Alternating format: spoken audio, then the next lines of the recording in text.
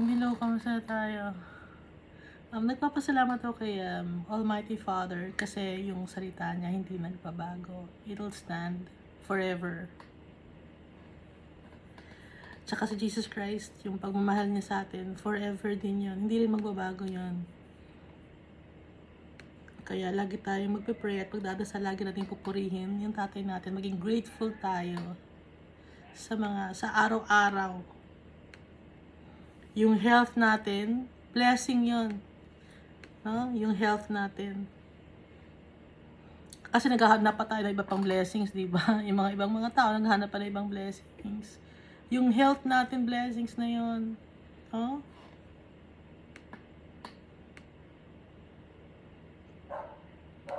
So, sabi ko kay Almighty Father, bago ako magbasa ng Bible, Lord, ano bang babasahin ko muna? Sabi ko, Almighty Father, sabi ni Almighty Father, basahin mo yung Isaiah chapter 51 verse 4. Hindi ko alam kung merong Isaiah chapter 51 verse 4. Pero tinignan ko yung itong Isaiah chapter 51 verse 4. Ang nakalagay, listen to me, my people. Hear me, my nation. Instruction will go out from me. My justice will become a light to the nations. So lahat itong mga nasa Bible, salita to ni Almighty Father para sa atin, instruction niya para sa atin. Hindi ko alam kung anong natin sa Isaiah chapter 51 verse 4, pero ito yung pinabasa sa akin. Nasalita niya to, yung mga sinasabi ni Jesus Christ, sabi ni Jesus Christ, galing kay Almighty Father.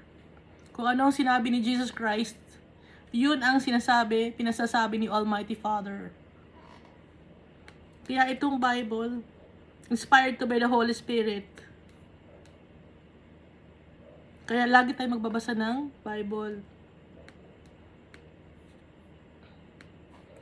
So last time, ang binasa natin was Matthew chapter 23. Yung pagiging hypocrites. Ayaw ni Almighty Father ng mga hypocrites or ipokrito. For they do not practice what they preach. So ito, para sa atin to, sa mga, pero hindi ako religious leaders. Hindi ako religious leader. Binabasaan ko kayo ng Bible. So ito para sa mga religious leader. Hindi lang to para noon, hindi, para lang sa mga Pharisees yan. Hindi. Para lang sa mga scribes yan. Hindi. Para to sa mga religious leaders ngayon.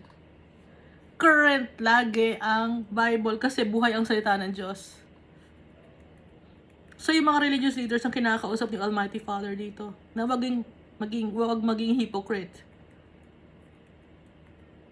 Wag magpakitang tao. Wag maging mayabang.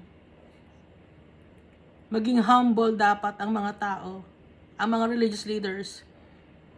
Pagkasama ka ba sa top 10 richest religious leaders, dapat bang ipagmalaki yun? Nakakahiya yun. Alam niyo ba yun? Nakakahiya yun.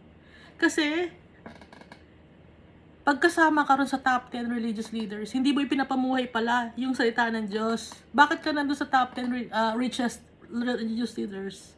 Bakit ka nandun? Ibig sabihin, hindi mo sinusunod yung sinasabi ni Almighty Father. You don't practice what you preach. Nakakahiya. Di ba sana kung businessman ka, no? Nandun ka sa top 10 richest people. Pero kung nandun ka sa top 10 religious leaders, magtaka tayo. Bakit ka nandun? Nakakahiya yun. Kasi si Jesus Christ, hindi ganoon ang naging buhay niya dito sa mundo. Binigyan niya tayo ng example para kung paano mabuhay. So kung ikaw na religious leader ka, nandun ka sa top 10 richest religious leaders, ibig bang sabihin na sinusunod mo ba yung sinasabi ni Jesus Christ? Hindi mo sinusunod. Bakit ka nandun? Nakakahiya yun. Bilang isang religious leader,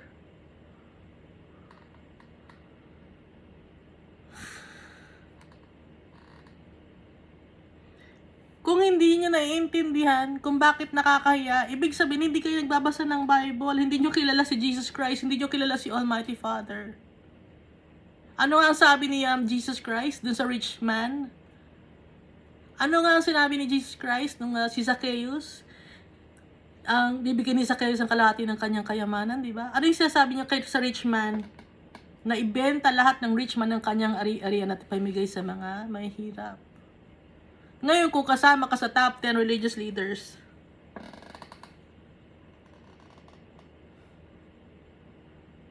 anong ibig sabihin nun? Pinapractice mo ba yung pinipreach mo? It's hypocrisy.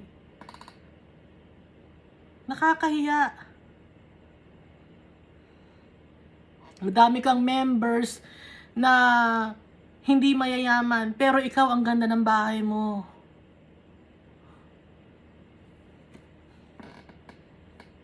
May sarili kang eroplano. Si Jesus ang sumakay. Sa colt, hiniram pa yon at ibinalik pa yon. Hindi niya kinip yon. Hindi, akin na lang tong colt na to. Hindi ganoon si Jesus. Hindi kagaya ng mga religious leaders ngayon. Swapang, greedy, selfish, hypocrites. Kaya ngayon, yung mga members ninyo, ganun din, nagiging greedy na din. Nawawala na sa tamang landas. Anong nangyayari? Ha? You travel over land and seek to win a single convert, and when you have succeeded, you make them twice as much a child of hell as you are. Nagiging greedy na rin yung mga members nyo.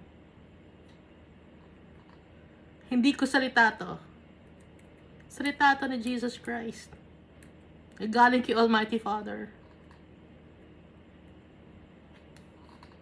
At mahilig sa mga material things. Kalagay dito sa Matthew chapter 23 verse 16. Material things to. Sa Matthew chapter 23 verse 23, ito naman, nagbibigay ka nga ng tithe,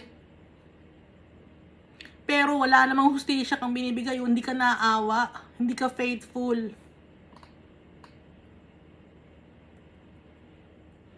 Kung magbibigay ka man ng tithe, dapat wag mong kalimutan ang pinaka-importante, ang hustisya, mercy, and faithfulness.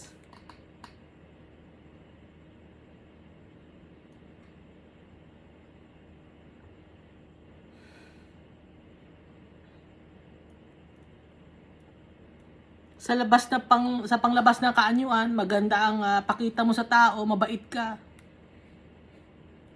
Pero sa totoo naman, yung puso mo bulok.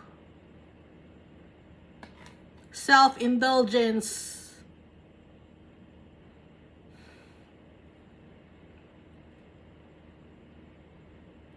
Parang mga libingan, tomb.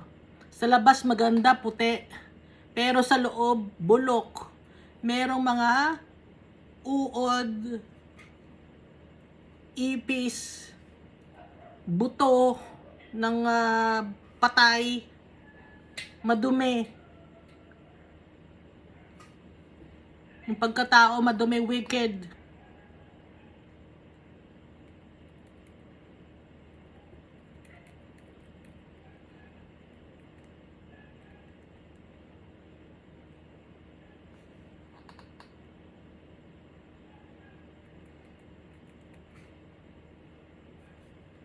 Napaka-hipokrito.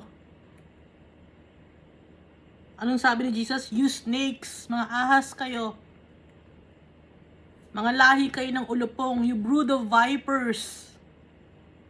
Kaya wag niyong ipagmalaki na kasama kayo sa top 10 richest religious leaders. Baka sabihin niyo, hindi, naiinggit ka lang kasi kasama kami sa top 10 religious leaders. Si Jesus ba naiinggit sa inyo? Hindi naiinggit sa inyo, nagagalit nga, oh. Ayaw ni Jesus, kaya pinagsasabihan kayo.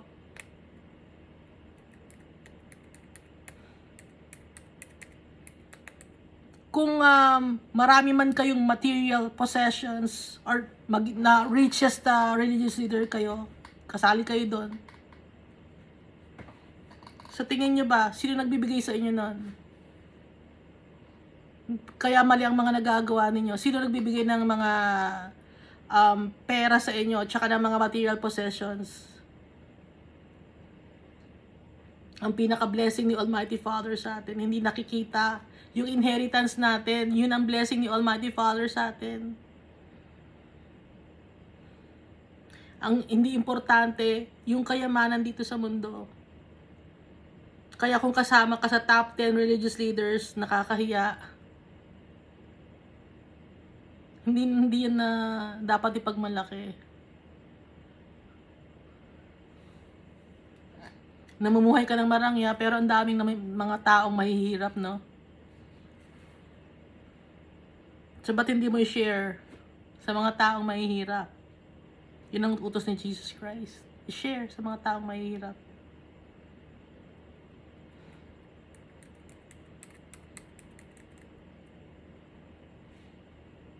Hindi natin matatakasan ang galit ni Almighty Father at ni Jesus Christ.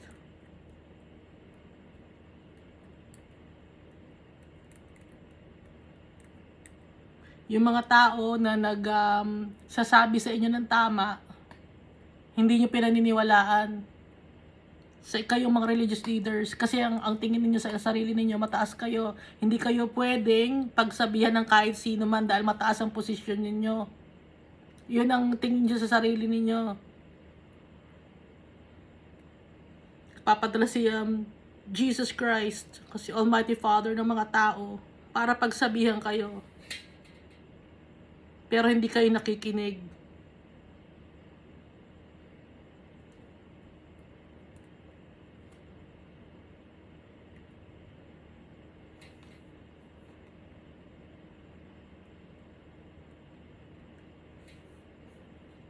So, ibig sabihin patuloy pa ang paggawa ng kasalanan kahit na religious leaders gumagawa pa rin ng kasalanan, hindi tumitigil. Hindi pinapamuhay ang utos ni Jesus Christ at ni Almighty Father, hindi pinapractice. Ang utos ni Jesus Christ, invest kay Jesus Christ sa heaven. Yun ang ating investment. Hindi dito sa mundo na to.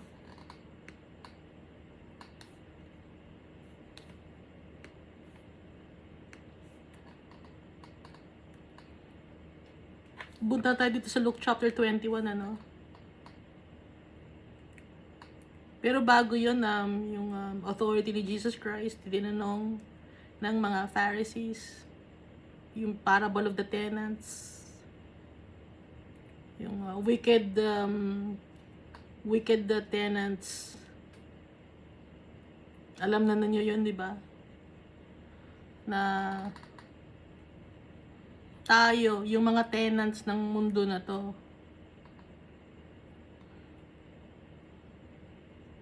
tayo ang mga isa sa nagpapatay sa mga prophets. Tayo rin ang nagpapatay kay Jesus Christ dahil sa kasalanan natin.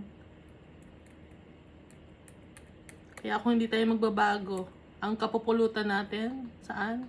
Eternal damnation. Kahit na sabihin mo na Christian ka, hindi guarantee, hindi Christian na ako, sa langit na ako pupunta, hindi.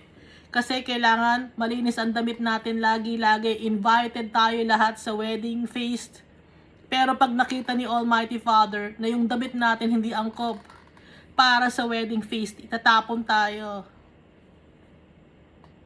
doon sa lugar na may weeping and gnashing of teeth.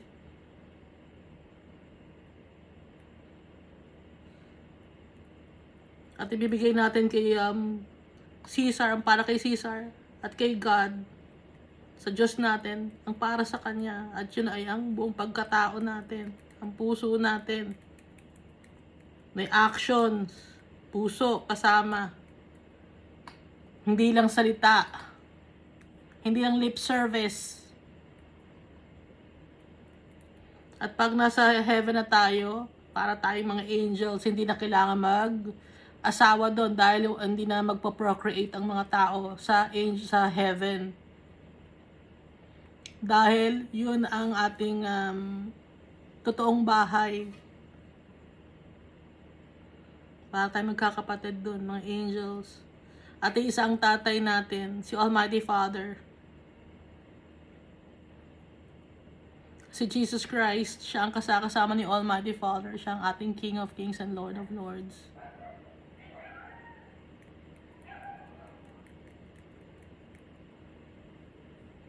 At nagsabi na naman dito si Jesus Christ sa Luke chapter 20 verse 45, yung mataas na ere ng mga religious leaders. May pride. Gusto nang laging ina-acknowledge. Gusto nang may mga magagandang nakalagay sa pangalan pag ina-acknowledge. Reverend. His highest honor. Honorable. Gusto lagi ng ganun. At gusto sa magandang upuan. Puro pakitang tao lang ang ginagawa. But they devour widows' houses and for a show make lengthy prayers. These men will be punished most severely.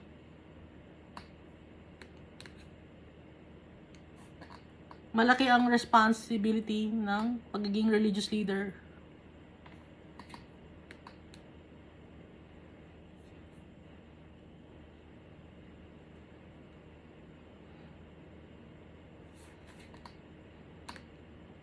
Bawat actions na ginagawa natin,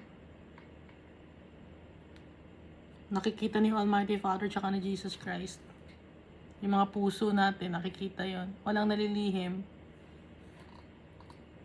Yung motive natin, alam ni Almighty Father tsaka ni Jesus Christ kung bakit ka nagsiserve para sa Kanya. Alam ni Almighty Father tsaka ni Jesus Christ kung nawawala na yung pagmamahal mo sa kanila. At kung bakit ka nagsiserve. Bakit ka nagsiserve ba para kay Almighty Father? Ano ang reason mo?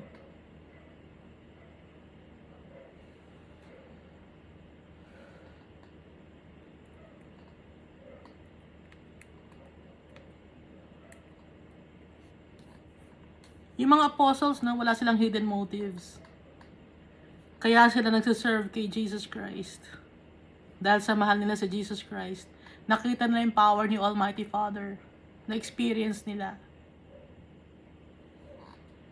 Hanggang ngayon, na-experience natin yung power ni Almighty Father. Yung pagmamahal ni Jesus Christ. Pero bakit nawawala ka sa tamang landas?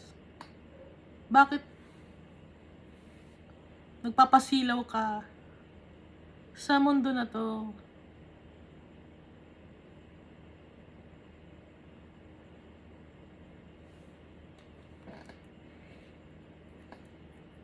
Umpisa natin Luke chapter 21. As Jesus looked up, he saw the rich putting their gifts into the temple treasury. He also saw a poor widow put in 2 very small copper coins. Nabasa na natin to, di ba? Sa ibang book sa Mark. Or was that Matthew? Truly I tell you, he said, this poor widow has put in more than all the others. Nakita ni Jesus Christ, nagbibigay ng tithes. Yung mga mayayaman, malalaking pera ang ibinibigay nila. Pero yung mga mayayaman na malaking pera binigay nila, sobra lang kasi yun sa kayamanan nila. Mas marami pa silang pwedeng maibigay. Ngayon, itong babae na widow, wala na siyang maibibigay. Kahit konti na lang ibinigay pa niya kasi yun na yung kanyang buong kabuhayan. So, mas natuwa si Jesus dun sa poor widow na konti lang ang binigay. Kumpara dun sa mga mayayaman na madaming binigay. So, hindi nasusukat sa kung gaano kadami ang ibinigay mo. Kundi, hindi nasusukat dun sa gaano kadaming material things or pera ang ibinigay mo. Kundi nasusukat yon sa puso mo. Kung wholeheartedly mong ibinibigay lahat. Doon sinusukat ni Almighty Father tsaka ni Jesus yon. Sa puso nakatingin, hindi sa pera. Dahil hindi mo compare yung tatay natin, hindi mo compare si Jesus. Kaya kung kayo hingihin kayo ng tithes and offerings,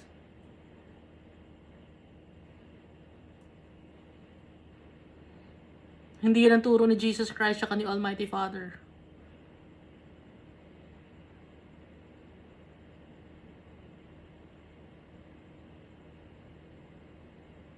Kung may magbibigay man sa inyo ng offering, yun ay dahil sa utos yun ni Almighty Father dun sa tao na nagbigay sa inyo ng offering.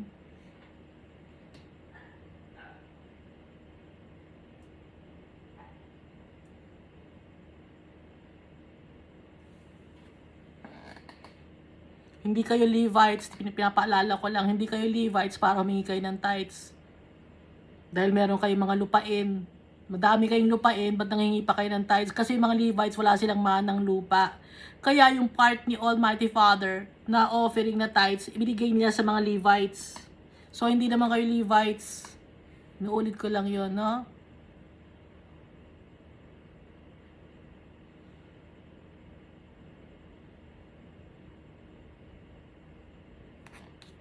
Shall I tell you, he said, this poor widow has put in more than all the others. All these people gave their gifts out of their wealth, but she out of her poverty put in all she had to live on.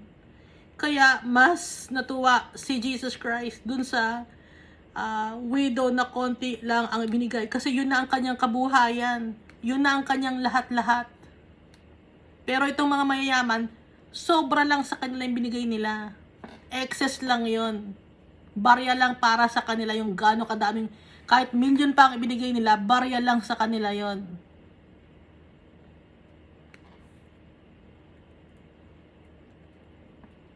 Kumpara dito sa mahirap na nagbigay ng madami, ng kokonti lang.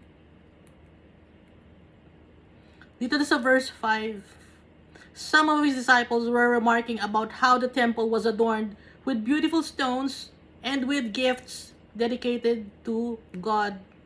So, nagpunta na sila sa temple, no? Nakita ng mga disciples, ang ganda ng temple. Kung alam natin yung history ng temple, yung first temple was built by King Solomon. Yung anak, si King Solomon, anak siya ni David. Siya yung unang gumawa ng temple para kay Almighty Father.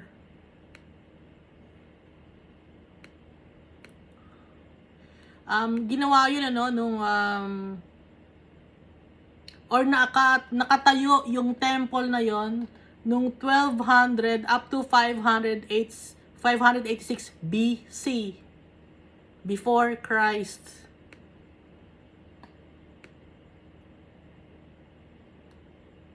It was built in 1000 BC by King David.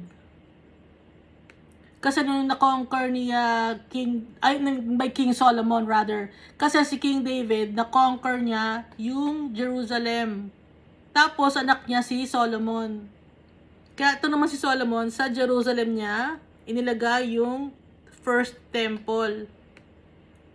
Naging capital yung Jerusalem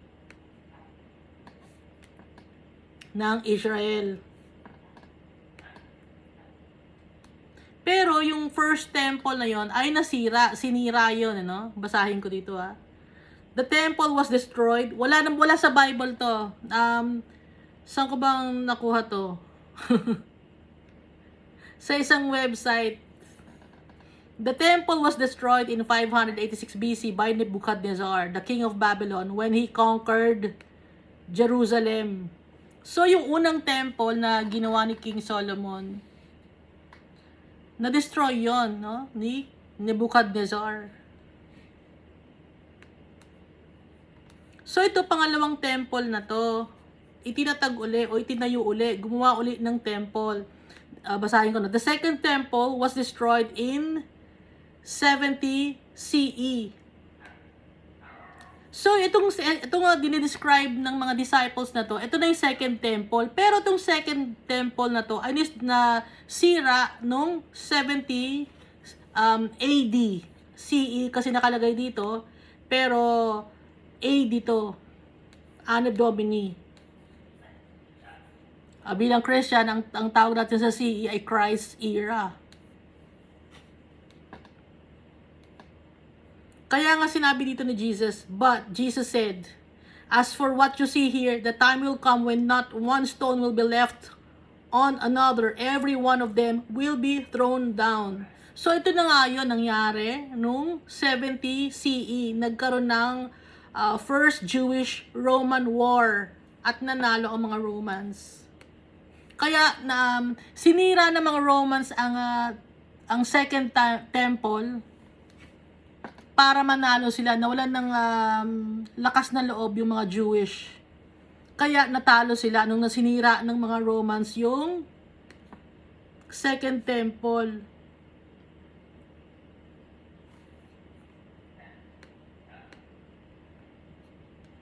Totally demolished. Kaya alam ni Jesus, no? Kasi isinira tong Second Temple 70 AD.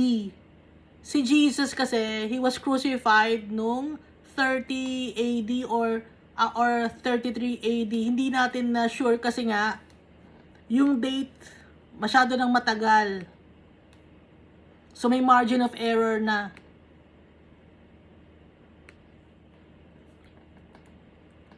So alam ni Jesus na masisira ang temple na yon. So verse 7, Teacher, they ask, when will these things happen? And what will be the sign that they are about to take place? So nagtanong ng mga disciples kung kailan mangyayari yon. Ngayon, so literal na nasira ang temple nung sinira ang temple nung 70 AD or 70 Christ era. Ngayon, itong pagtatanong naman ng mga mga disciples na to, when will this happen and what will be the sign that they are about to take? Ang sagot naman dito ni Jesus Christ, hindi na to physical temple yung sinasagot niya dito. Hindi na yung building na ang sagot niya dito. Basahin natin ano. He replied, watch out that you are not deceived, for many will come in my name claiming I am he, and the time is near. Do not follow them. Sabi ni Jesus Christ. So yung sagot dito ni Jesus Christ, hindi na yung pinag-uusapan na temple kung nasaan sila na nagagandahan yung mga disciple. Ang sagot dito ni Jesus Christ na temple ay yung sagot niya dito, no? Maraming manloloko. Para hindi kayo maloko, huwag nyo silang sundin. Sabi ni Jesus Christ. Kasi mag-ingat kayo. Marami, para hindi kayo maloko. Maraming darating sa pangalan ko. Sila ang magsasabi, sasabihin nila, i-claim nila na I am He. And the time is near. Sila magsasabi nun, pero huwag nyo silang sundin.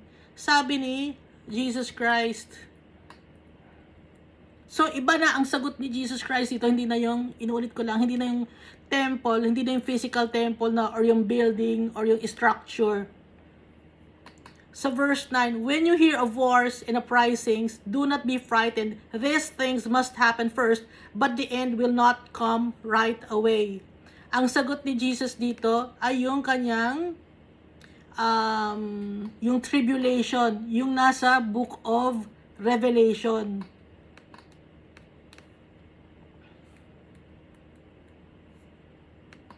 Ang sagot ni Jesus, pag nakarinig kayo ng mga gera or may mga umaaklas, huwag kayong matakot. Kasi itong mga bagay na to dapat itong mangyari bago dumating ang katapusan.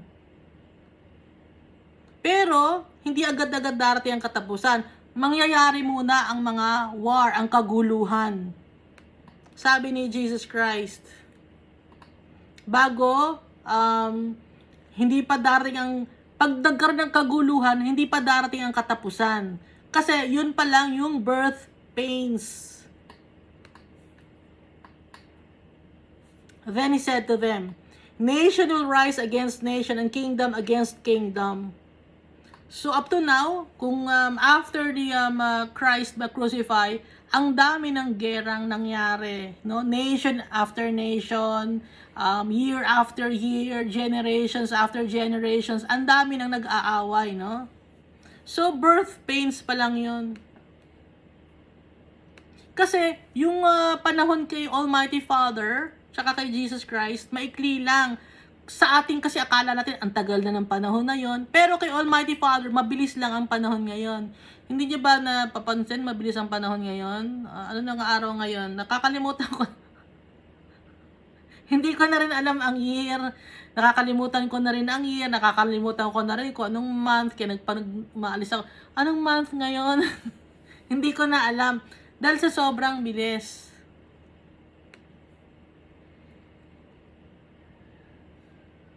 So hanggang ngayon, ano, may mga nag-aaway-away pa rin na mga nations. May kaguluhan pa rin. Birth pains pa rin yun. Kasama yun sa tribulation, sa paghihirap natin. Kasama yun sa tests natin.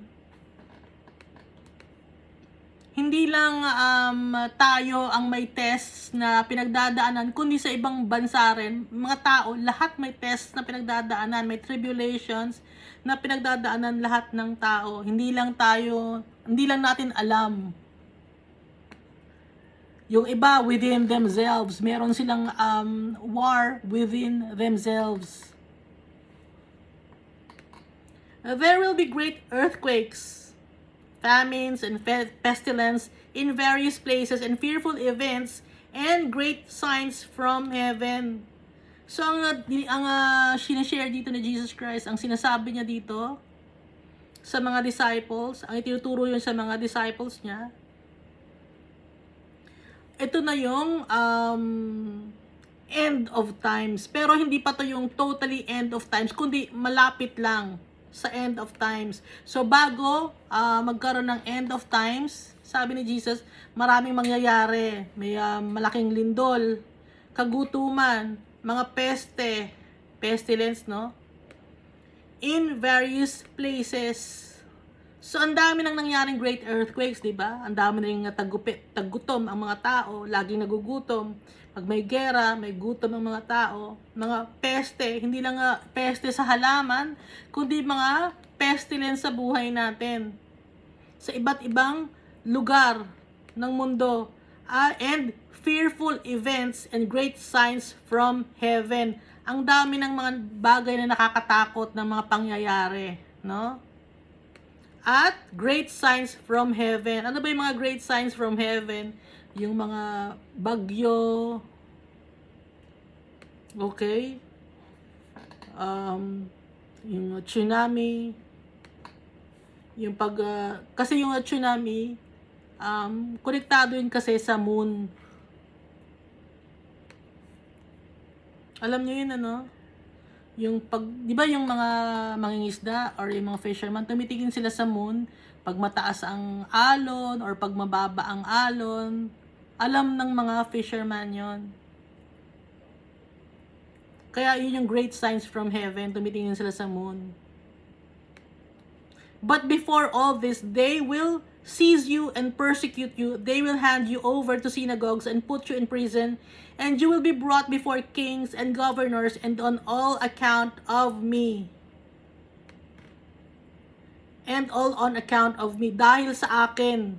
Ipapersecute kayo ng mga tao, dadaling kayo sa kulungan, ihaharap kayo sa mga husgado, sa government, ihaharap kayo, huhulihin kayo, ipapersecute kayo. Sabi ni Jesus Christ. Ngayon, may mga napapersecute ng mga tao. Pinapersecute sila.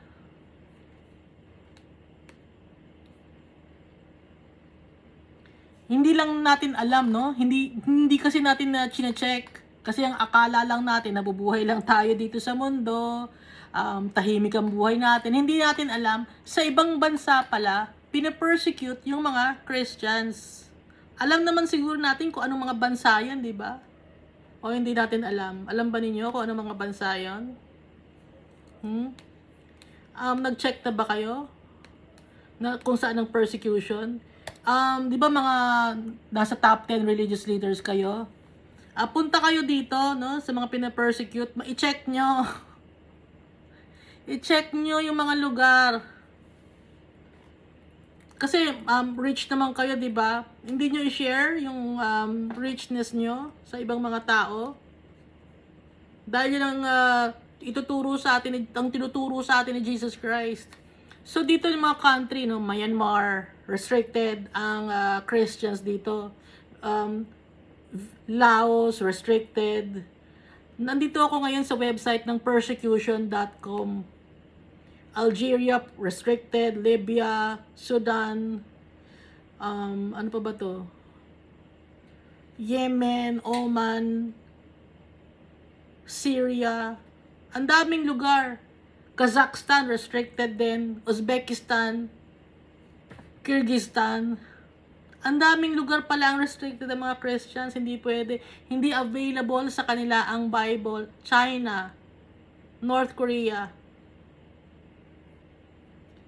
So dito rin sa Philippines, may lugar din na hostile sila sa mga Christians.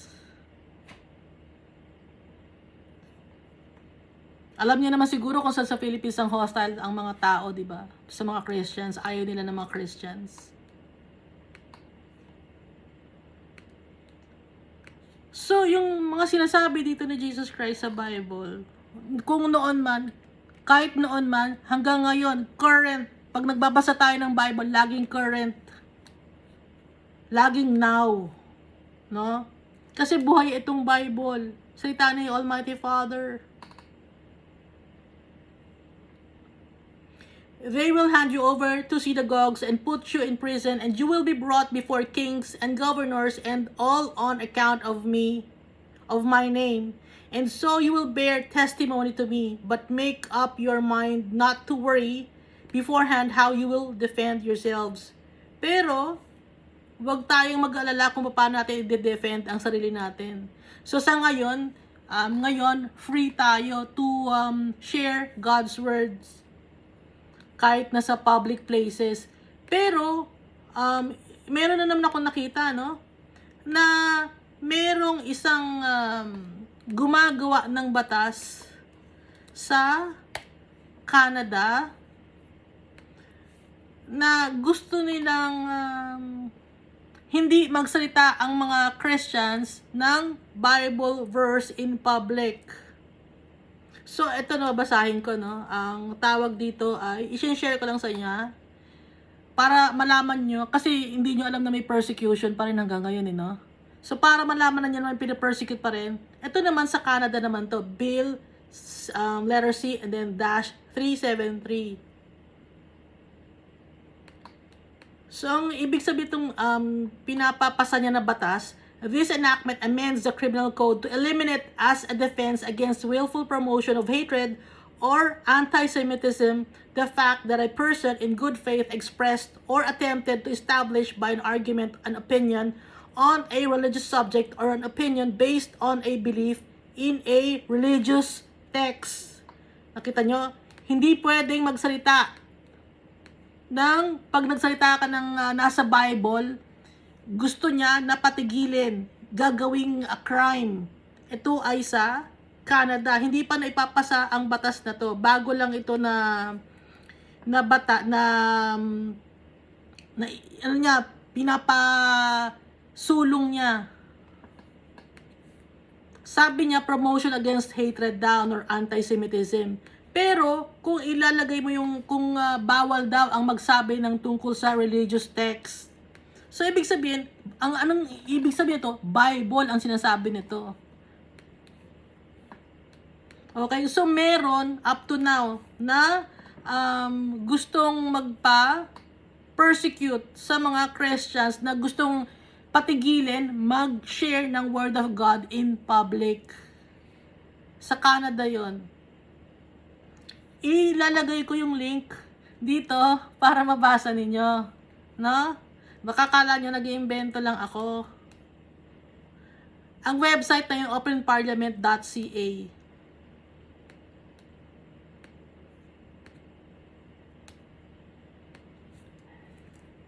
So, merong lugar, no? At merong gusto magpasa ng batas na i-persecute ang mga Christians. Pero ang sabi ni Jesus dito, huwag kang mag-alala. Huwag tayong mag-alala. But make up your mind not to worry beforehand how you will defend yourselves. Sabi ni Jesus, "For I will give you words and wisdom that none of your adversaries will be able to resist or contradict."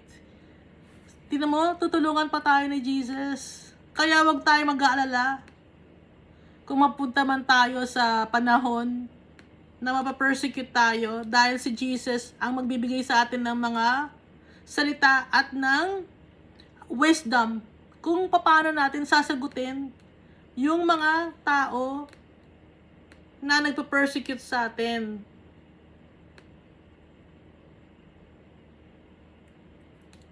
So that none of your adversaries will be able to resist or contradict. Tulungan tayo ni Jesus Christ. Matagal na tong sinabi ito ni Jesus Christ, pero hanggang ngayon effective pa rin ito para sa atin kung ano ang sinabi ni Jesus Christ. Hanggang ngayon, tutuparin pa rin ni Jesus Christ to. Hanggang sa hinaharap. Kaya wag tayong matatakot. You will be betrayed even by parents, brothers, and sisters, relatives, and friends, and they will put some of you to death. So, binanggit na naman yung mga kamag-anak mo, yung mga immediate relatives mo. Parents, brothers, sisters, relatives, friends. Kasi usually, sila yung may mga nagdidikta sa mga tao. Sila yung malaki ang ano man tawag doon? Malaki ang pang-iengganyo nila sa mga tao. Pero wag tayong maniniwala, no? Dahil ang tingin lang natin dapat kay Jesus Christ, tsaka kay Almighty Father. Wag tayong magpapasway sa iba kahit kamag-anak natin. Wag na tayong magpapasway.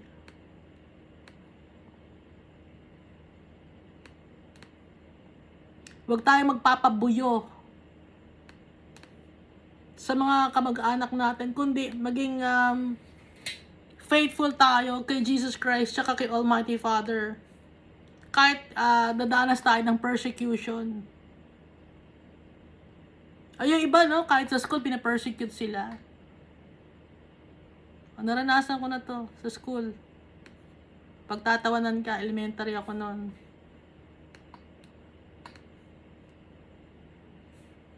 Iba ang tingin sa'yo ng tao.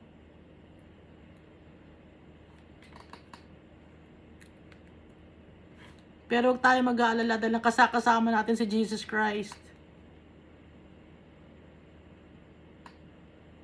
Iba ang tingin sa'yo ng kung saan ka nakatira, iba ang tingin nila sa'yo. Gusto nila na sumali ka sa kanilang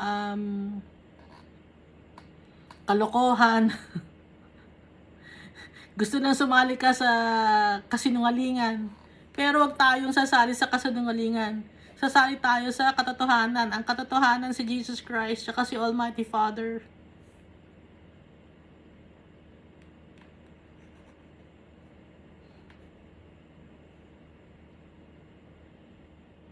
Dahil si Almighty Father at si Jesus Christ hindi na tayo iiwan. Yung mga kaibigan mo, kaya ka nilang iwan. Mga kamag-anak mo, kaya ka nilang iwan. Kunyari, pag hinikayat ka nila, okay kayo. Pero dumarating ang time na iiwan ka rin nila. Pero si Almighty Father, hindi tayo iiwan. Kahit si Jesus Christ. Kahit sa oras ng persecution, hindi tayo iiwan ng tatay natin. Kahit dumadalas tayo ng tribulations and trials, hindi tayo iiwan ng tatay natin tsaka ni Jesus Christ. Sila ang ating kalakasan. Kaya maging faithful tayo.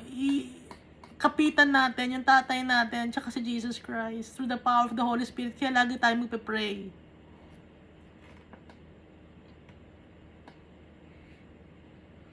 Everyone will hate you because of me.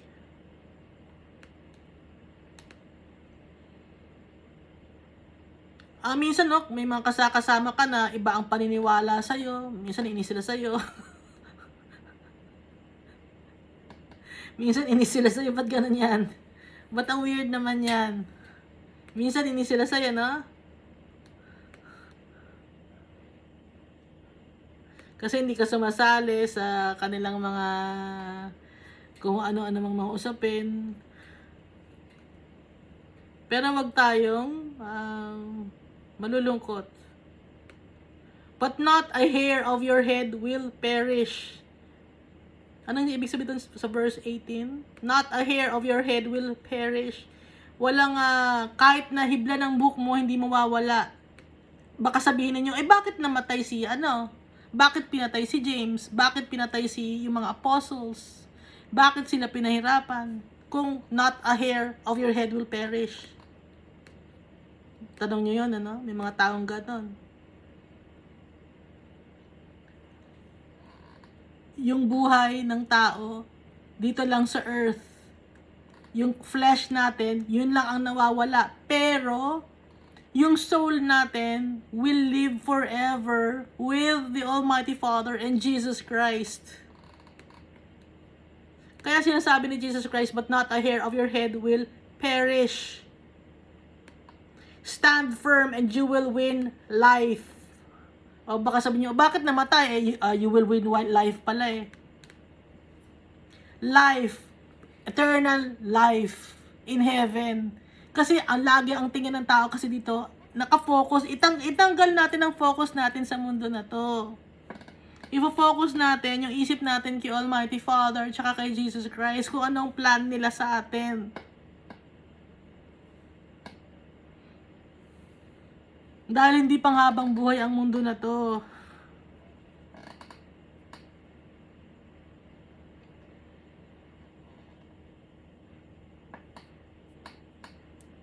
Marami, ano ba ang edad nyo na? Marami na ba kayong nakitang taong dumating at taong nawala? Di ba?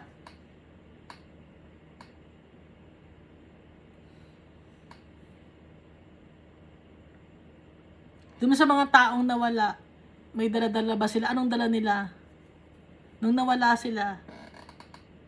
Wala, di ba? Wala silang dala-dala. Ano ang dala nila? Sarili nila? Kahit yung katawan nila, hindi nila dala. Kahit damit. Ang dala, kaluluwa. So, ang kaluluwa natin, it's either mapupunta kay Almighty Father or dun sa hell. Kaya, sabi ni Jesus, stand firm and you will win life. Itong life na to, eternal life to. Na kahit na pinapersecute ka, kahit na pahirapan ka, kahit na patayin ka, magiging stand firm ka sa iyong faith in Jesus Christ and the Almighty Father. And you will win life. Eternal life.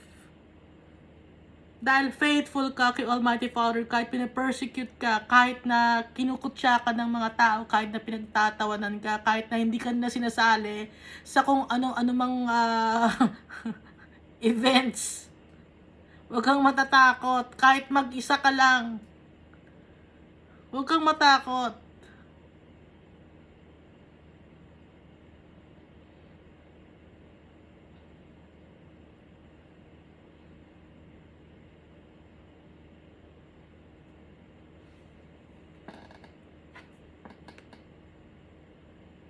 When you see Jerusalem being surrounded by armies, you will know that its desolation is near. Anong ibig sabihin nito?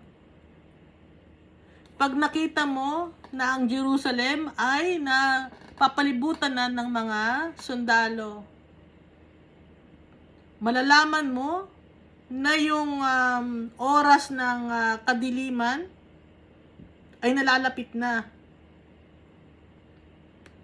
Yung Jerusalem, ibig sabihin nito, Salem means peace, no? So Jerusalem is city of peace. Kung wala ka ng kapayapaan, napapaligiran ka na ng paghihirap sa buhay, ang tribulation, walang pag-asa, then let those who are in Judea flee to the mountains. Let those in the city get out. And let those in the country not enter the city. Sabi ni Jesus. Yung Judea Ang ibig sabihin nito, mga followers of Christ to, yung Judea. Ngayon, ang ibig sabihin nito, kung sino man, let those who are in Judea, yung mga followers of Christ, pumunta sa mga mountains, let those in the city get out, and let those in the country not enter the city. Kasi, yung city, yun nandun lahat ng mga kasalanan. Doon nagpupulong-pulong. Di ba yung Sodom and Gomorrah, doon nagpupulong-pulong ang mga tao? May lugar na, yung city, nandun lahat ng kasamaan. For this is the time of punishment in fulfillment of all that has been written.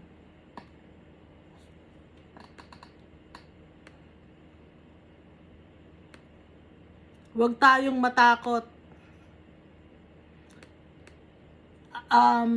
Talikdan natin ang kasalanan.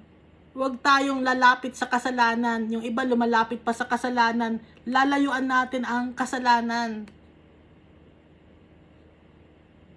Ibig sabihin ito, kasi darating na ang oras ng punishment in fulfillment of all that has been written.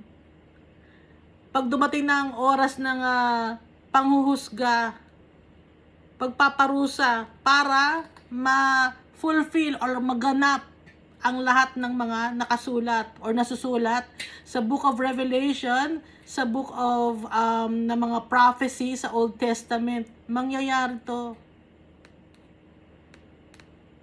Pero sabi nga ni Jesus, maraming mga tao na darating na kunyari sila si Jesus at magsasabi na the time is near. Yung mga tao na yon, yung mga harbinger na ang tawag doon, harbinger or doomsday sayers, huwag natin paniniwalaan. Minsan may tinanong ako na tao, no? Kasi sabi niya, gusto niya maging prophet. No? Gusto niya, pero sabi niya, prophet siya. So, tinanong ko siya ngayon, kailan ang pagdating ni Jesus Christ? Gusto ko lang siya i-test. Sabi niya, malapit na siguro sa 2030. Nagbigay siya ng year. Ay, sabi ko, hindi to totoo. Nagbigay ng year eh. Kasi, ang totoong prophet, hindi siya magbibigay ng year or hindi siya magbibigay ng oras. Kasi, kahit si Jesus Christ, hindi niya alam kung kailan siya pababain ulit dito ni Almighty Father sa lupa. Dahil ang nakakaalam lang ng oras, si Almighty Father. Kaya pag may nagsabi sa inyo ng time or ng year, huwag kayong maniniwala. False prophets yon.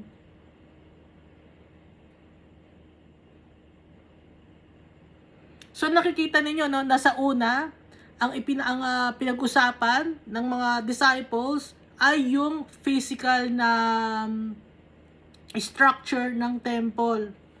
Ngayon, ang pagkakasagot ni Jesus Christ, hindi na yung structure ng temple kasi ang sabi ni Jesus Christ, masisira yung temple na yon. Okay? So, nasira nga nung 70 AD. Ngayon, nung nasira nung 70 AD, sabi ni Jesus ngayon na maraming mga trials and tribulations na pagdadaanan ang mga tao. Yung mga birth pains, kailangan dumaan sa matinding pagsubok ang mga tao sa gera para magkaalaman kung sino ang magiging faithful. Maraming mga persecute na tao. Noon, marami nang na-persecute na tao, no? Na mga 1700s. So, nasa na sila ngayon, yung mga taong na-persecute na mga tao? Kasama na sila ni Almighty Father. Yung mga 1800s na persecute na mga tao, kasama na ni Almighty Father. 1900s. Kailan ba yung 1900s? May mga na-persecute na tao, no? Kasama na sila ni Almighty Father, mga followers of Christ. Ngayon, year 2000. Ano na ngayon? Year 2024. May napapersecute pa rin. At yung buhay, yung mga tao na faithful kay Almighty Father, kasama na ni Almighty Father in heaven.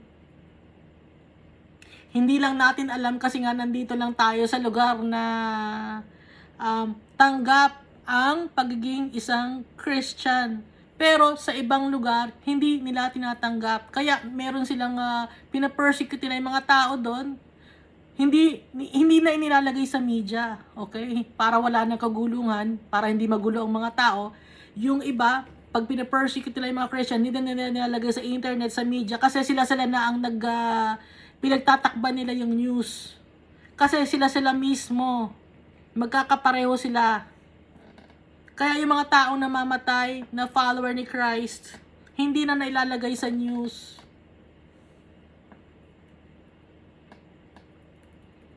So marami pa rin, kung titignan ninyo, ilalagay ko yung link, no? Yung mapa to ng mga countries. Sa Malaysia, restricted pala, hindi pala open sila kasi nga iba yung kanilang beliefs. Myanmar, restricted din. Ibig sabihin, hindi open, no? Hindi sila open sa Christianity or kay Jesus Christ.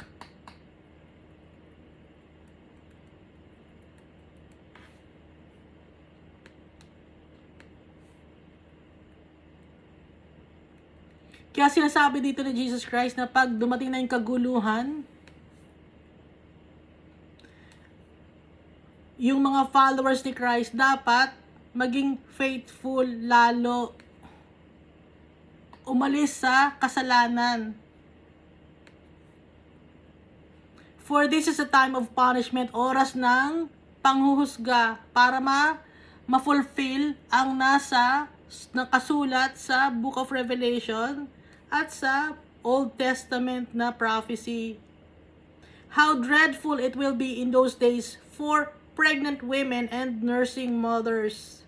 Sa ibang country, no, na sinabi ko, may mga pregnant women doon na napapersecute. So, current din ito, sinasabi ni Jesus. Lahat current, ngayon, nangyayari. There will be great distress in the land and wrath against this people. They will fall by the sword and will be taken as prisoners to all the nations. Jerusalem will be trampled on by the Gentiles until the times of the Gentiles are fulfilled. Sino yung mga binabanggit na Gentiles dito? Yung binabanggit na mga Gentiles dito, hindi tayo to, no? Although sometimes tayo to, pero dito sa pagkakabanggit ni Jesus Christ na Gentiles, ito yung mga hindi naniniwala kay Jesus Christ tsaka kay Almighty Father. Jerusalem will be trampled on by the Gentiles. Yung mga hindi nila gusto ang mga Christians. May mga taong ganon. So sila ang binabanggit dito ng mga Gentiles. There will be signs in the sun, moon, and stars. On the earth, nations will be in anguish and perplexity at the roaring and tossing of the sea. Puro kaguluhan, chaos. Roaring and tossing of the sea, ibig sabihin, hindi calm water. Hindi tahimik na, kasi may kasabihan nasa calm water ka na ba? Ibig sabihin nun, pag sinabi ka nasa calm water ka na ba, tahimik na ba ang buhay mo? Ngayon, ito, merong roaring and tossing of the sea. So, ito ay wala siya sa calm water.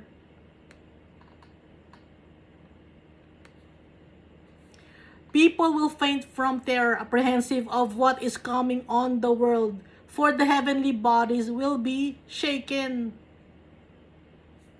So, ito, yung binabanggit ni Jesus dito, ito rin yung nasa Book of Revelation. Yung mga tribulations ng mga tao, mga paghihirap ng mga tao.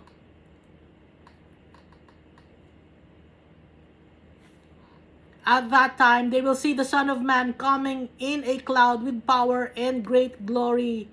Sa oras na yon, makikita nila si Jesus Christ, Son of Man, kasi ang tawag niya sa sarili niya, na dumarating nasa clouds with power and glory. Second coming ni Jesus Christ. When these things begin to take place, stand up and lift up your heads because your redemption is drawing near. Kung darating man ang oras na to, maging stand up and lift up your heads. Magpasalamat tayo kay Almighty Father. Lift up your heads. Magpasalamat sa heaven. Kasi darating na ang redemption. Isa-save na tayo, malapit na, sabi ni Jesus Christ. Your redemption is drawing near. Pag nangyari na to, na dumating ang Son of Man. So, ang mangyayari muna, kaguluhan, no? Hindi pa darating, kaguluhan muna. Maraming kaguluhan. Maraming taggutom. Maraming mamamatay. Pero dapat maging faithful tayo, stand firm. Tapos, darating na si Jesus Christ. Coming in a cloud with power and great glory. So, walang sinasabi ritong rapture si Jesus Christ, no? So, yung mga naniniwala sa rapture, walang binanggit si Jesus Christ na rapture dito, na they will, wala dito.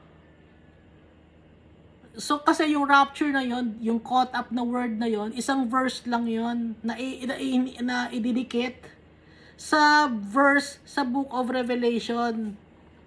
No?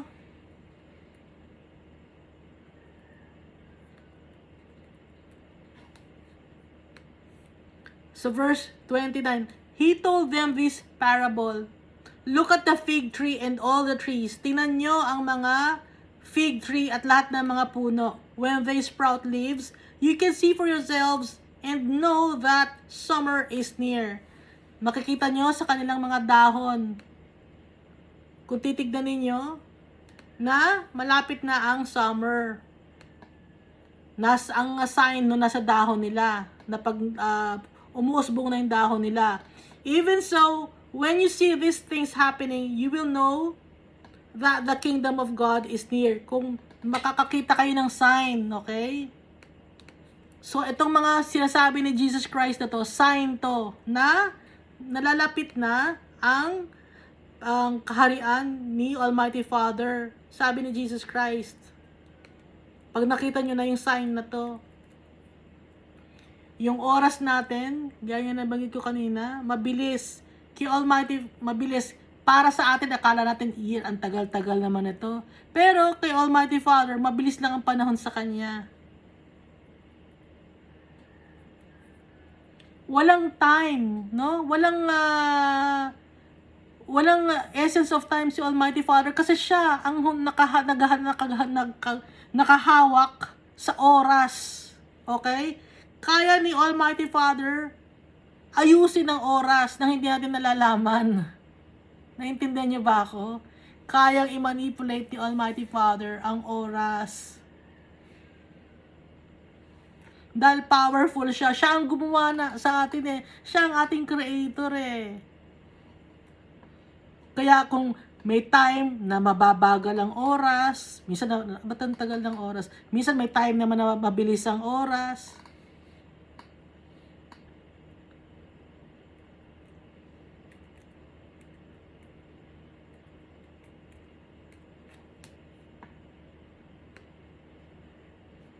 Dito tayo sa verse 32. Truly I tell you, this generation will certainly not pass away until all these things have happened. Yung generation na to ay hindi mawawala hanggat hindi nangyayari ang mga bagay na to.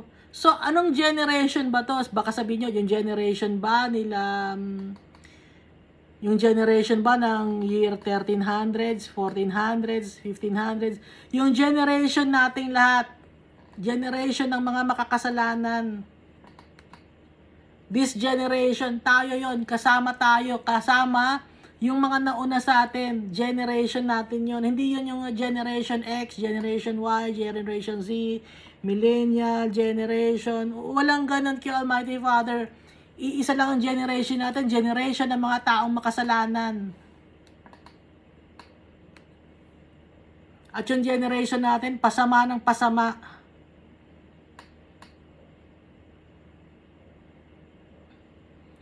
Yung kasamaan ng generation sa Old Testament, konti pa lang yun, no? Basama na ang tao noon. Mas lumala ngayon, no? Hindi niyo ba napansin? Palala ng palala. Ang example nun, ano, ng palala ng palala, nanonood ako ng ano, sa YouTube ng hindi malaman kung sinong tatay ng bata. Kailangan pa i-DNA test para malaman kung sinong tatay ng bata. Ngayon may dalawang lalaki. Pinag-iisipan kung sinong tatay doon. Kasi nakipag-copulate yung babae ng sabay ang dalawang lalaki. Nakipag-copulate siya. Ngayon, pina-DNA niya yung anak niya. Pina-DNA testing niya. Pati yung dalawang lalaki na nakasama niya nung time na yon. Kasi tatlo sila. Yung mga bagay na yun, na dapat nang ikahiya or hindi na dapat i-broadcast, parang normal. Parang normal sa na dinidiscuss lang ng isang judge, dinidiscuss ng mga tao, naririnig nila, parang normal lang. Pero, ba't ganon? Ngayon, nung chine-check nila kung sino yung tatay, kasi nga dalawa ang kasama niya, nung oras na yon, yung isa hindi siya yung tatay. Akala niya ba yung pangalawa yun ang tatay? Hindi rin. Ibig sabihin, ang dami pala niyang nakasama. So, hindi kinahihiya, hindi tinatago. Ang utos ng judge, bakit ang utos ng judge dapat dapat sanang sabihin ng judge, no? Bakit ka copulate? Di ba hindi ka kasal? Di ba ang dami, bakit tatlo kayo? Dapat yung sabihin ng judge, di ba? Ang sagot ng judge, dapat responsible ka, dapat gumamit ka ng birth control.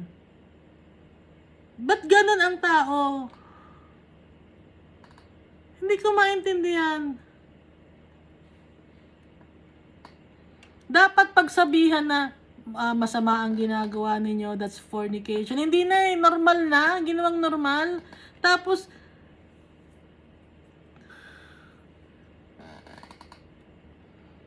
so, kaya nasasabi ko na pasama ng pasama yung tao kasi parang nagiging normal na lang.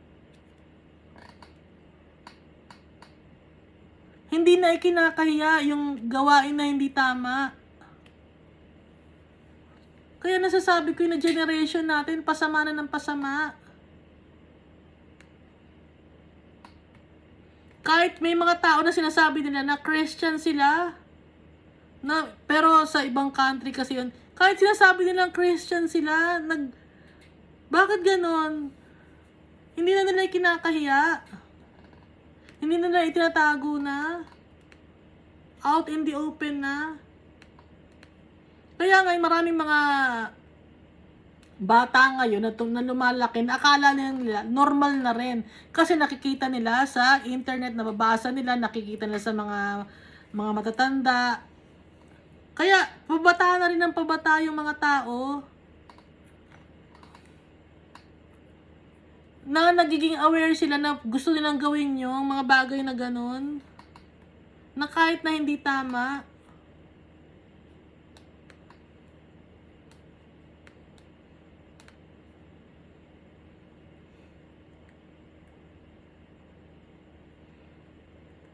Ginagawang normal ng society natin. Ini-encourage pa, no? Mag-planned parenthood ka, gumamit ka ng ano. Imbis na sabing, bakit ka gagawa ng ganyan? Huwag ka nang gagawa ng ganyan. Masisira ka.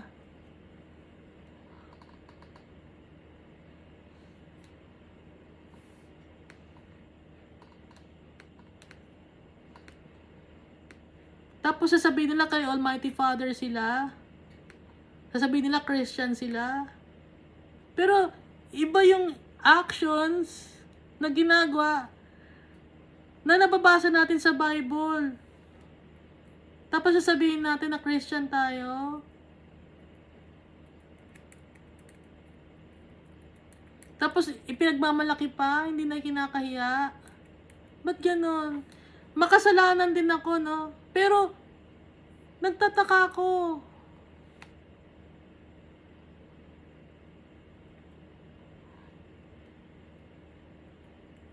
Hindi ko maintindihan. Yung mga bagay na dapat nang itago, na ikahiya, hindi na kinakahiya, binobroadcast na.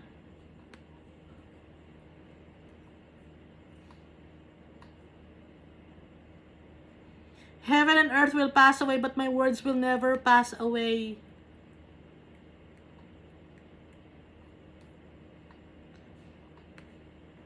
Yung langit tsaka yung earth, mawala man, pero yung salita ni Jesus Christ, hindi mawawala.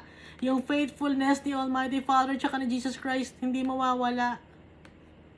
Yung mga tao na gumagawa ng kasalanan, tayo na mga gumagawa ng kasalanan, mapapatawad tayo ni Almighty Father. Pero dapat itigil na natin yung mga kasalanan natin. At i-practice natin yung itinuturo sa atin ng tatay natin.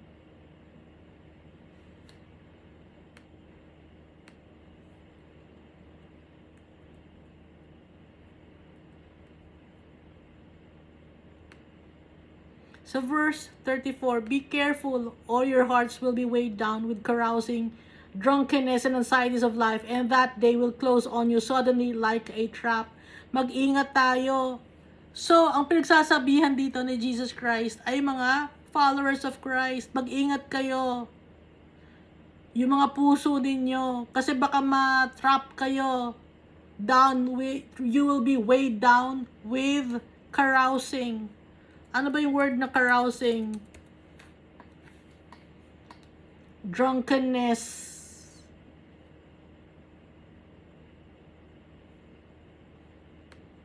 Magpapakasasa sa kasayahan. Binge drinking. So, hindi lang to binge drinking. Hindi lang to binge drinking. Kasama na rito yung droga, lahat na ng bisyo.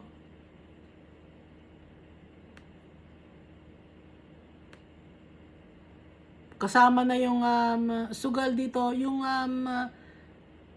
lust of the flesh, lust of the eyes, and the pride of life. Alam naman natin yun, no? Kasama sa lust of the flesh yung adultery, fornication, male having sexual activity of the same sex.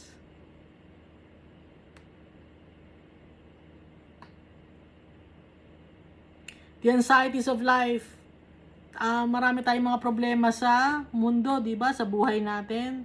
So, bantayan natin ang puso natin, sabi ni Jesus Christ.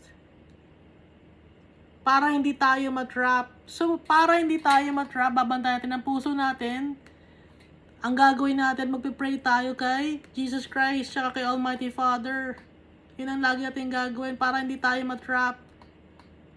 For it will come on all those who live on the face of the whole earth. Darating ito sa lahat ng mga tao na nakatira sa mundo.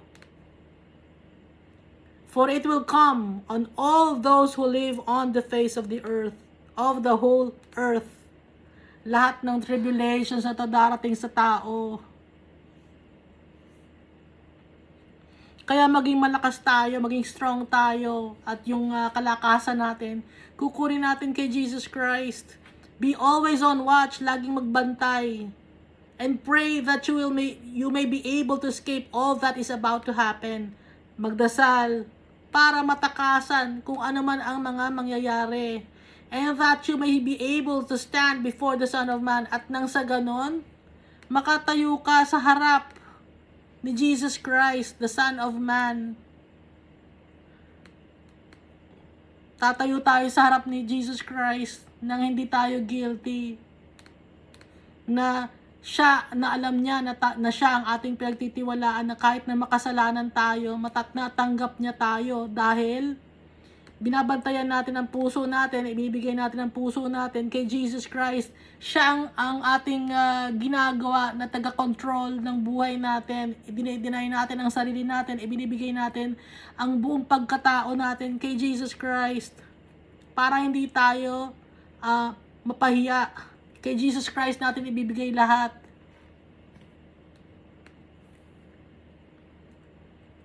Makasalanan man tayo, tanggap tayo ni Jesus Christ.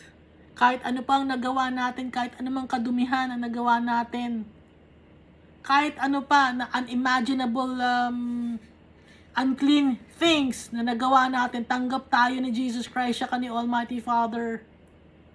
Basta hingi lang tayo ng tawad sa Kanya, babantayan natin yung puso natin.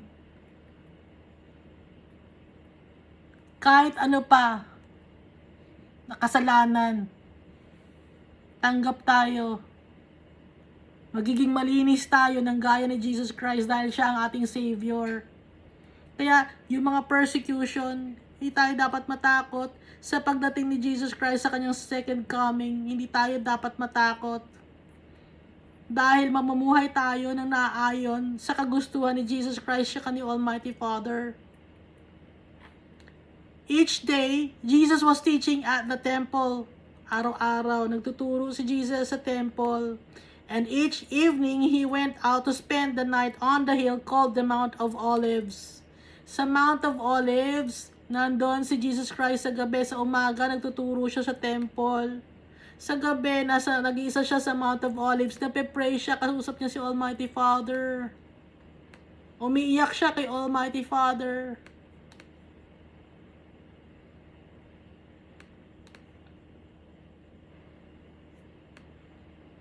Nahihirapan din si Jesus Christ dahil tao siya nung time na to. Iniiyak niya lahat kay Almighty Father. Yung mga masasakit na salita na sinasabi sa kanya, pag hindi siya pinaniniwalaan ng mga tao, pag gusto siyang batuhin ng mga tao, iniiyak lahat ni Jesus Christ kay Almighty Father.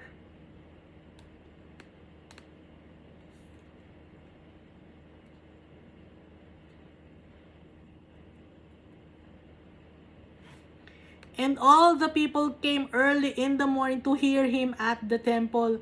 Yung mga tao naman, maaga silang nagpupunta sa temple para makinig kay Jesus Christ. So nakikita niyo to, no? Itong Luke chapter 21. Nasa temple si Jesus Christ.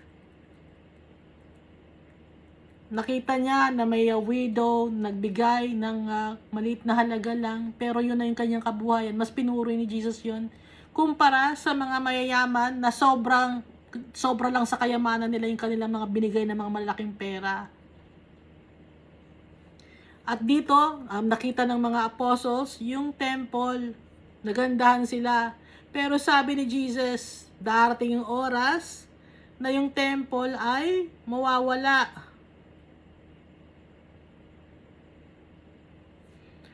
Not one stone will be left on another, gigibain. Kaya nga, nakalagay sa, nabasa natin sa, nung 70 AD, giniba ang temple ng mga Romans.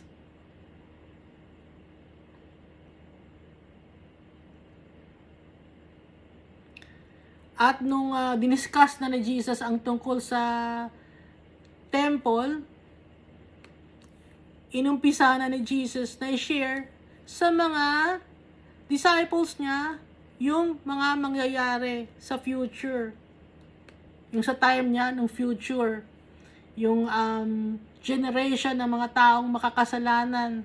Yung mangyayari, yung mga paghihirap na may experience nila. Yung mga tagutom na may experience nila, mga tribulations, mga trials, mga war, earthquake, famine, pestilence, lahat-lahat na may experience ng mga tao. Persecution kasama na. Pero wag tayong matakot dahil si Jesus Christ ang magbibigay sa atin ng words at saka ng wisdom para yung mga adversaries natin, they will be able to resist. They will not be able to resist or contradict ang ating mga sasabihin. Maraming magbe-betray sa atin. Nung time nung una, no, may mga nag-betray na sa kanila, mga magulang nila, kapatid nila. Nangyari na noon. At hanggang ngayon, nangyayari. At sa future, mangyayari pa din.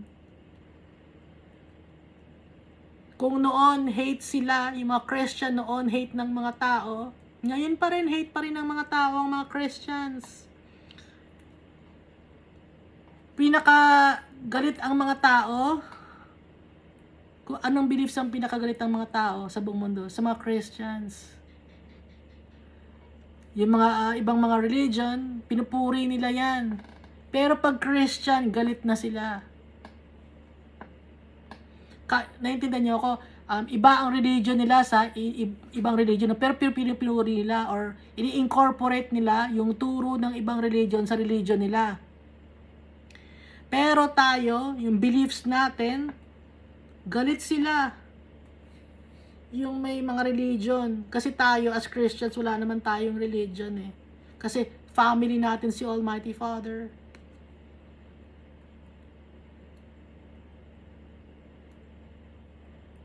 Kaya iwasan natin ang kasalanan dito sa verse 21 rather. Sorry, verse 21. Iwasan natin ang kasalanan. Layuan natin. Huwag tayong lalapit. Ay, lumalapit ka pa sa kasalanan. Di, ano lang, kaya ko to. Ganun eh. Dito sa verse 21, yung, then let those who are in Judea flee to the mountains. Ibig sabihin, layuan ng kasalanan. Let those in the city get out. Kasi yung city, sinisimbolize nito, kasalanan. No?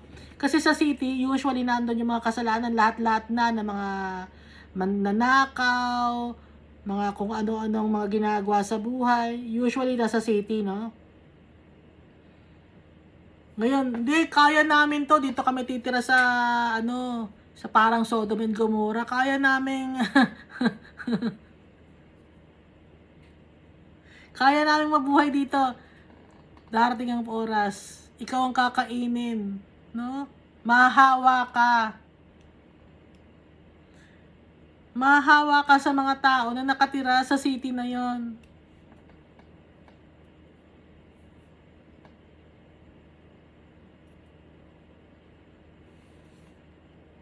Kaya inutusan tayo ni Jesus Christ na layuan ang kasalanan. Layuan man yung mga bagay na makakapaggawa tayo ng kasalanan. Kasi darating ang oras ng panghuhusga. Hindi man darating si Jesus Christ, pero yung buhay natin, may time limit lang tayo dito sa mundo. Minsan hindi natin maabutan yung pagdating ni Jesus Christ. So, yun, kinukuha na tayo agad ni Jesus Christ, di ba? Pero hindi pa ninyo gusto yun. Hindi pa ngayon, huwag kayong matatakot.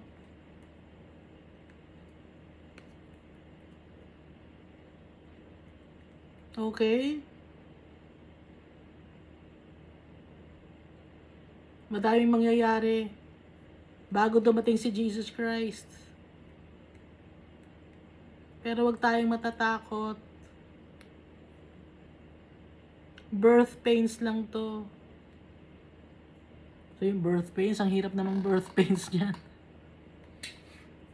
Mapagtatagumpayan natin ang lahat dahil kay Jesus Christ.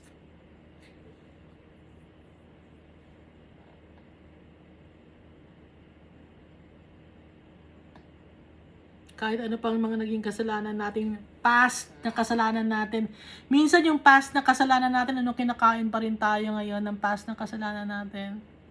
Pero para kay Almighty Father tsaka kay Jesus Christ, pinatawad na niya tayo. Pero pag naalala natin yung mga kasalanan natin, nabibreak pa rin yung heart natin. At lalo tayong nagpapasalamat kay Almighty Father dahil in spite of those sins that we've committed, pinatawad pa rin tayo. Minahal pa rin tayo. Minamahal pa rin tayo. Kaya lagi tayong nagpapasalamat kay Almighty Father. Ako sa sobrang laki ng kasalanan ko, kaya sobrang mahal ko rin si Almighty Father. Di ba sabi ni Jesus Christ yon na yung isang lalaki, may utang siya, maliit ang utang niya, pero pinatawad siya. Ngayon, yung isang lalaki naman, maliit lang ang utang niya, pero pinatawad din siya. So, sino ang mas nagmamahal dun sa nagpatawad sa kanya na master? Mas nagmamahal yung mas malaking utang na pinatawad. Kaya tayo, ang laki ng kasalanan natin. Kaya dapat mas mahalin natin si Almighty Father dahil ang laki rin ng pagpapatawad na ginawa niya para sa atin.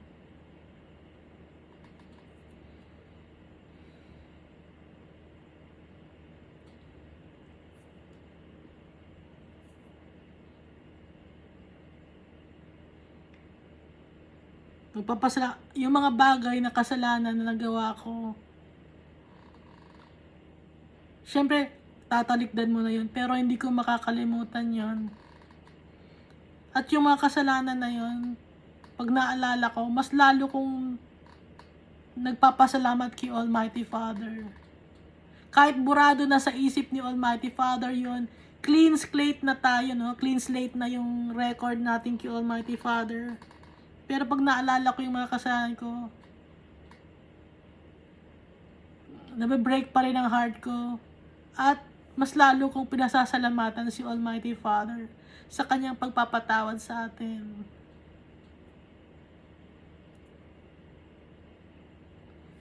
Kayo, hindi ko alam kung anong mga kasalanan ninyo, pero pantay-pantay tayong makasalanan.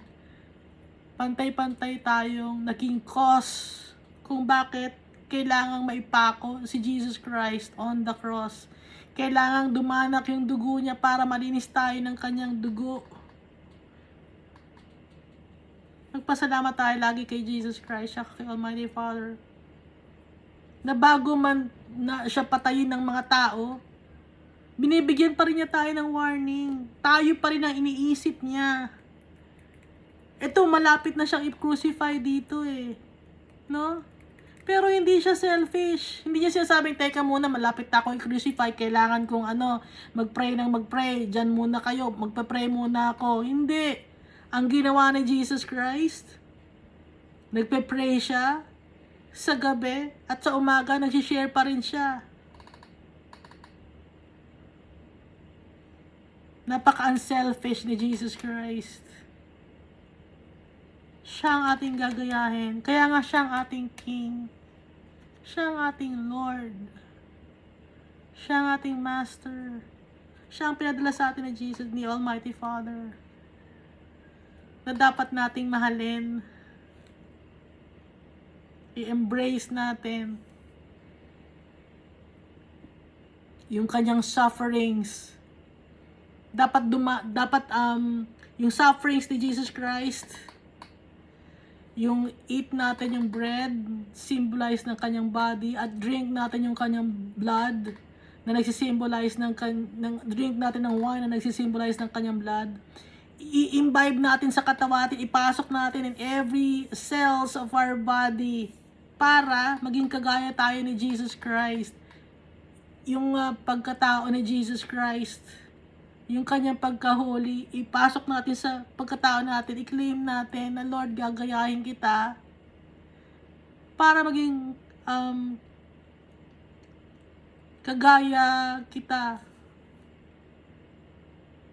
Para maging kagaya mo ako. Para maging worthy tayo na makasama yung tatay natin. Maging worthy tayo na makasama si Jesus Christ. Maging worthy tayo to get our inheritance. To have eternal life and live with our Father, our true home.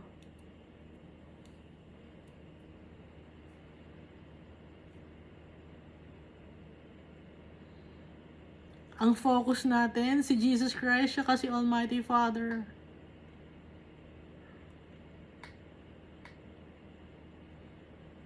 You can do your everyday living, like if you have jobs, you can do that. Pero pwede rin naman isabay mo si Jesus Christ habang nagtatrabaho ka, magpe-pray ka, no? Lord, kailangan, at kung may kailangan ka kay Almighty Father, Magpe-pray tayo. Hindi naman selfish si Almighty Father. Ibigay sa atin ang ating mga pangangailangan. Dahil lagi tayo magpe-pray para ibigay sa atin ang ating mga pangangailangan. Dahil sa Kanya tayo nakadepend. Hindi tayo magde-depend sa ating sariling kalakasan, sa ating sariling kagalingan. Hindi naman tayo magagaling sa ating sariling wisdom. Kulang nga tayo ng wisdom. Ang kailangan nating wisdom galing kay Jesus Christ through the power of the Holy Spirit. Thank you, and God loves us all so much.